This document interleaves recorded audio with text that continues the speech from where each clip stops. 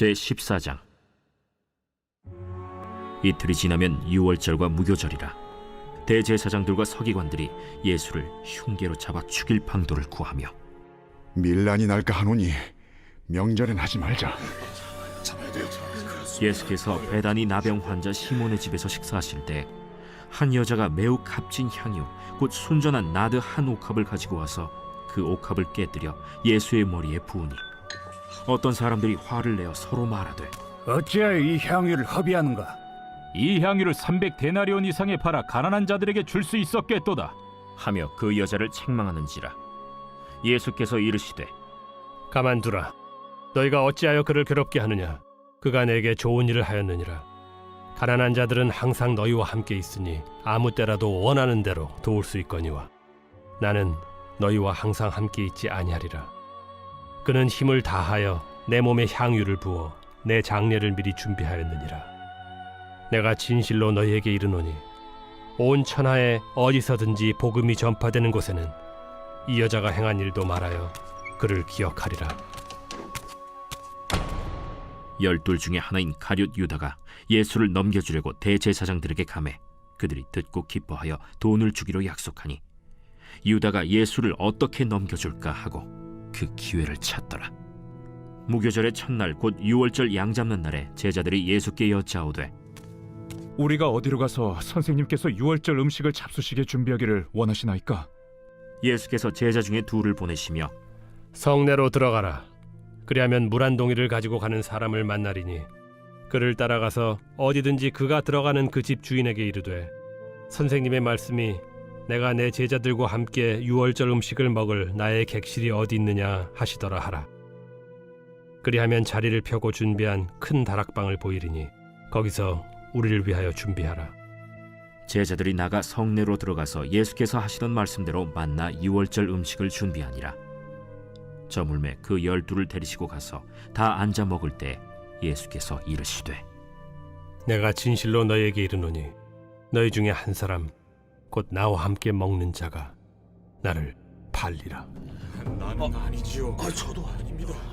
그들이 근심하며 하나씩 나는 아니지요 하고 말하기 시작하니 그들에게 이르시되, 12 중에 하나 곧 나와 함께 그릇에 손을 넣는 자니라. 인자는 자기에 대하여 기록된 대로 가거니와 인자를 파는 그 사람에게는 화가 있으리로다. 그 사람은 차라리 나지 아니하였더라면 자기에게 좋을 뻔하였느니라. 그들이 먹을 때 예수께서 떡을 가지사 축복하시고 떼어 제자들에게 주시며 이르시되, 받으라. 이것은 내 몸이니라. 또 잔을 가지사 감사기도 하시고 그들에게 주시니 다 이를 마시매 이것은 많은 사람을 위하여 흘리는 나의 피, 곧 언약의 피니라. 진실로 너희에게 이르노니 내가 포도나무에서 난 것을 하나님 나라에서 새 것으로 마시는 날까지 다시 마시지 아니하리라. 이에 그들이 찬미하고 감람산으로 가니라. 할렐루야. 이른 새벽 우리 주님 전에 오신 우리 믿음의 성도님들을 환영하고 축복합니다. 1절의 말씀에 이틀이 지나면 유월절과 무교절이라고 합니다. 여러분, 유월절은 이스라엘의 최대 명절이죠. 하나님께서 이스라엘 백성을 구원하신 그 은혜를 감사하며 영광 돌리는 명절을 앞두고 대제사장들과 서기관들은 예수님을 잡아 죽이려고 궁리를 합니다. 마가복음 내용을 전체적으로 살펴보면 사실 바리새인과 헤롯 당, 사두개인 및 대제사장과 서기관에 이르기까지 당시 쟁쟁했던 종교나 사회 지도층이 합심해서 예수 그리스도를 죽이는 그러한 과정이 상세히 기록되어 있습니다. 그들은 실질적으로 예수님을 믿지 않는 모든 일을 대변합니다. 이렇게 볼 때 하나님을 삶의 주인으로 모시지 않고 자기 뜻과 생각대로 살아가는 것 자체가 이미 사람이 저지를 수 있는 최악의 교만이며 죄라는 것입니다. 예수님을 모르는 자들, 따라서 결국 예수님을 거부하는 자들은 사실상 모두 이 부류에 속하며 예수님을 죽이는 일에 몰두할 수밖에 없다라는 것입니다.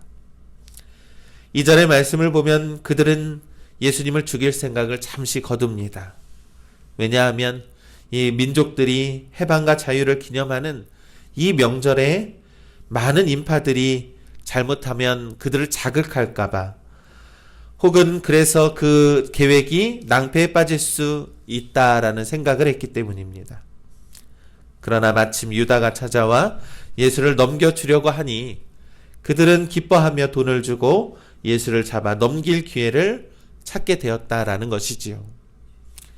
이 사랑하는 우리 믿음의 성도 여러분, 분노와 혐오의 마음, 탐욕과 욕심의 마음이 커지면 커질수록 죽음의 그림자는 늘 이렇게 다가오기 마련입니다.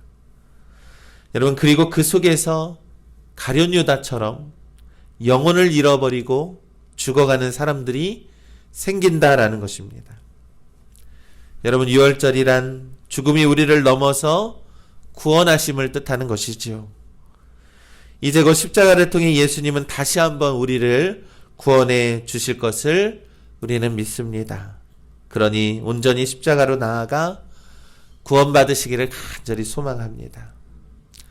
한 여인이 있습니다. 마가복음 14장 3절의 말씀입니다. 예수께서 베다니 나병 환자 시몬의 집에서 식사하실 때에 한 여자가 매우 값진 향유 곧 순전한 나드 한 옥합을 가지고 와서 그 옥합을 깨뜨려 예수의 머리에 부으니, 여인은 예수님이 오신다는 소식을 듣고 집에서 가져온 가장 값진 옥합을 소중하게 품고 다니다가 마침내 그 향유 옥합을 깨뜨립니다. 조금만 깨뜨린 것이 아니라 되돌릴 수 없도록 완전히 깨어버려서 예수님의 머리에 흘러내리도록 붓습니다. 우리 믿음의 성도 여러분, 우리도 자신의 가장 소중한 것을 깨뜨릴 수 있는 믿음이 있어야 합니다. 우리가 가진 가장 소중한 것을 지키려고 몸에 품고 살아가는 세상을 살아가지만, 나의 가장 소중한 것을 깨뜨릴 때 온전히 예수님께 나아갈 수 있는 것이지요. 그러니 나의 영적인 고집을 깨뜨리시고 나의 우상을 깨뜨리시고 온전히 주님께 다 내려놓을 때에 주님께서는 역사하여 주실 줄을 우리는 믿습니다. 여인이 이렇게 과감한 신앙의 고백을 하는 순간 제자들은 화를 냅니다. 마가복음 14장 4절과 5절에 어떤 사람들이 화를 내어 서로 말하되 어찌하여 이 향유를 허비하는가?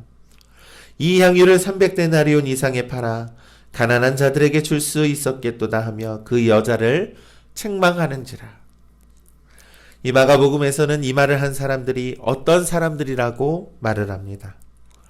마태복음에서는 제자들이라고 하고 또 요한복음에서는 가룟 유다라고 기록합니다. 그들이 열을 내면서 비난하는 이유가 무엇입니까? 예수님이 식사하시는데 갑자기 무례히 행했다라는 것이었습니까? 아니면 예수님을 위한 마음이 그들에게 조금이라도 있었을까요? 그들이 분노하는 지점은 바로 향유를 허비했다라는 그러한 사실이었습니다. 물론 그들 나름대로 근거가 있지요. 300데나리온 이상이 되는 돈으로 가난한 자들에게 줄 생각은 하지 못했냐라는 것입니다.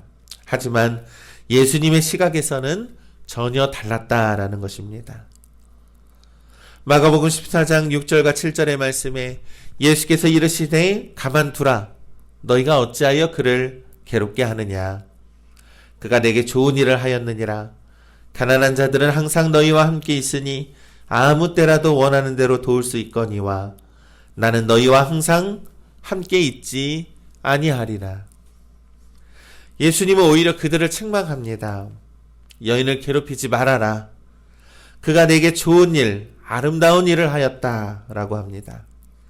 그리고 덧붙여 말씀하죠.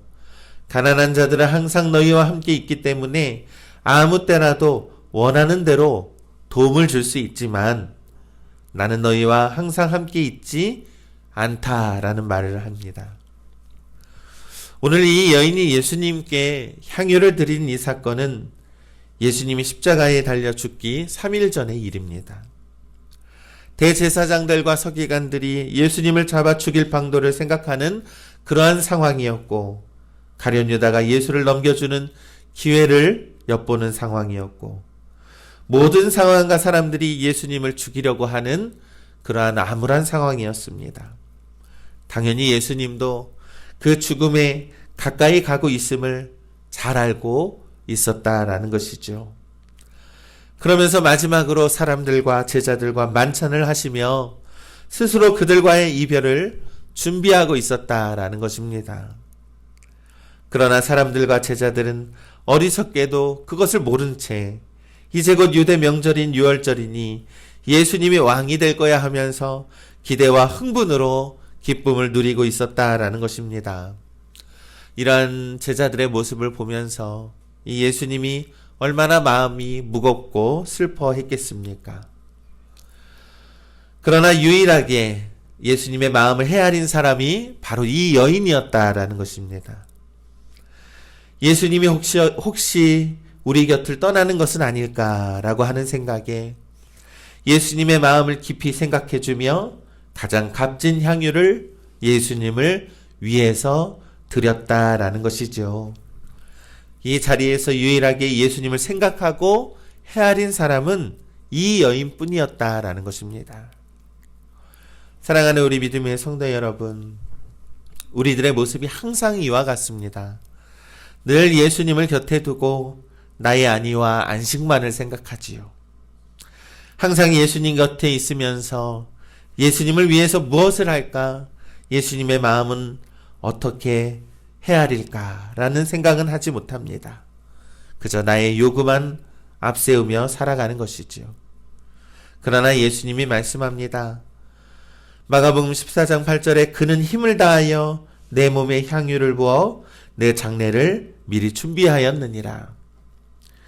믿음의 성도 여러분, 성경에서 예수님은요, 우리를 위해 병을 고치시고 배고픈 자들을 먹이시고 귀신을 쫓으시고 가난하고 소외된 자들을 품어주셨습니다. 늘 예수님은 주기만 했는데 예수님이 처음으로 이 순간에 무엇인가를 받아본 것입니다. 그러니 우리 믿음의 성도 여러분, 나의 가장 값진 것은 온전히 예수님을 위해 드리시기를 간절히 소망합니다. 마음을 드리고 정성을 드리고 예수님의 마음을 헤아리는 그러한 마음으로 예수 그리스도를 사랑하는 귀한 마음을 드리시기를 간절히 원합니다. 예수님에게 우리에게 많은 것을 주셨으니 이제 예수님께 보답하는 우리 믿음의 성도들 되시길 간절히 소망합니다. 그것이 바로 신앙의 성숙임을 우리는 믿습니다. 예수님이 이 여인에 대해 말씀합니다. 마가복음 14장 9절에 내가 진실로 너희에게 이르노니 온 천하에 어디서든지 복음이 전파되는 곳에는 이 여자가 행한 일도 말하여 그를 기억하리라 하시니라. 예수님은 최고의 칭찬을 했습니다.